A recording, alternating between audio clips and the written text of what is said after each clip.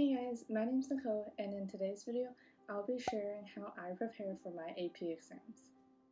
Given how College Board is taking measures to prevent cheating online this year as compared to last year, the way you prepare for this year's online exams, if you are taking them, should be roughly the same as how you would prepare for in-person exams. You need to know the concepts and the big ideas well enough to apply them during testing conditions without the help of open notes or any other sources. You want to know the material, but you do not need to know the nitty-gritty details, because if you actually look at the AP score calculators that are online, you'll see that getting roughly 70 to 80% for most of the AP subjects is enough for you to get a 5. The first thing I did when I prepared for my AP exams was to gather my resources and figure out what was actually going to be on the exam. There were 4 main types of resources I used. Firstly, there's prep books, then my class notes, then past FRQs and past exam papers, and finally videos. I would get my prep books by either borrowing them from my public library or asking upperclassmen, or finding digital versions online.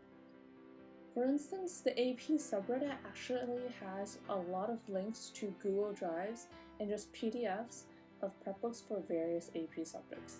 I don't recommend that you specifically buy a prep book for any of your AP classes, because after you use it for the AP exam, then it'll be useless, and I find that that's just really a waste of money.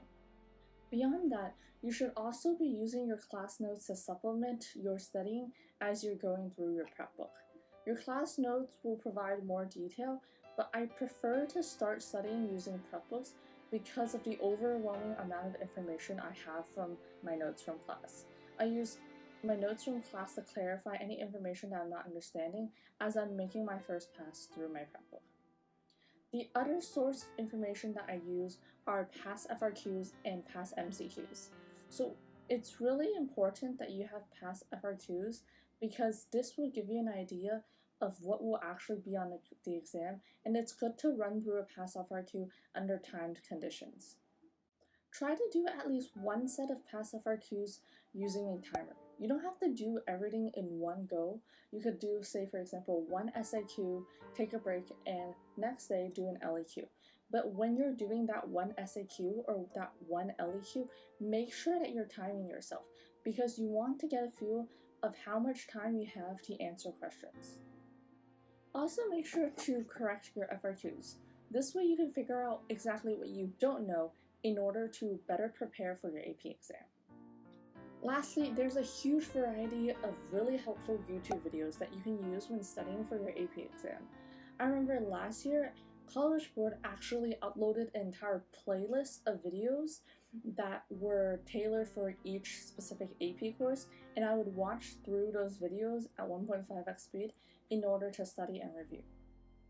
Khan Academy is also a great source of information for when you're studying most of the STEM AP classes.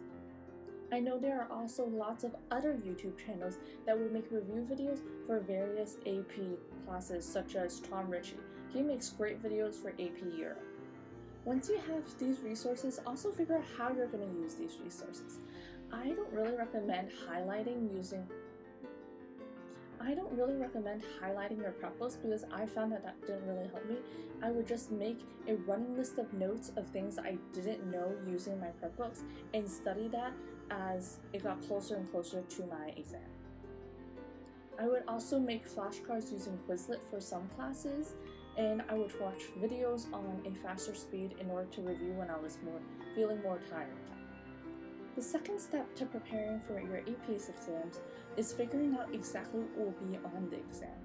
The best way to do this is actually to look up the course description for your specific AP class. College Board will have a long PDF document with a list of topics that will be covered on the AP exam or that should be covered in your AP class. This is important because you want to ensure that you're not wasting any of your time studying extra information and details that won't be on your exam. Furthermore, you don't want to miss any information that your teacher might have skipped over or not covered in class. This has a high risk of happening, especially with this year where teaching was mostly done virtually. Overall, your first source of information should be College Board, because after all, They are the people that are writing your AP exam. A secondary source of information would be your prep books. And pay attention to the little notes in your textbook. For instance, when I studied for AP Bio, in the Barron's book, there was an extra chapter about human anatomy, but there were actually little notes off to the side with an owl that said that this information is good to know in order for you to prepare for the exam, but it is not actually covered within the syllabus. This is extra information that you'll most likely want to skip over, especially if you're short on time and studying for your AP exams.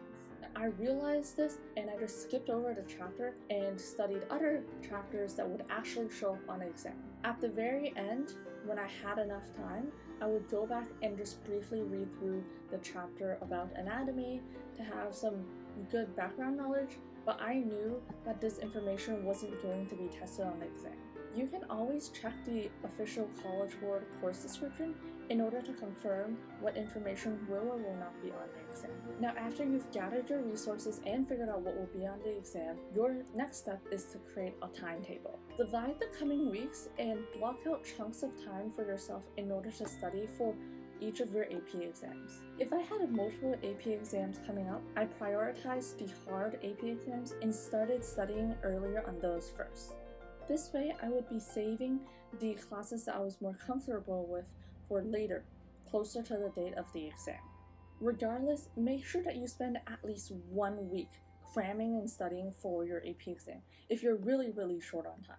This means no matter how little time you have, you should start studying for that class 1 week before the exam date. Finally, find extra hidden pockets of time for studying. I found that when I was exercising or doing chores around the house, I could have a YouTube video playing in the background that would review the concepts that I was learning through the prep book and reviewing in my class notes. I would listen to videos on 1.5x or 2x speed in order to get in even more information, especially if I was running out of time. Finally, after you've done making a timetable, you need to make sure that you're studying strategically. If you're lacking the motivation to study, try rearranging the order of topics you're studying. Start with the medium difficulty topics, then move on to harder topics, and finish off with easy concepts. Study the material that you are generally familiar with first. This will give you the momentum as you feel good about how much progress you're making because you already understand most of the concept. With that momentum, move on to harder topics. Having the previous momentum will make studying these harder topics more bearable. Towards the end of the session, finish off with the easier concepts. This way, you'll finish the study session feeling more fulfilled and less drained.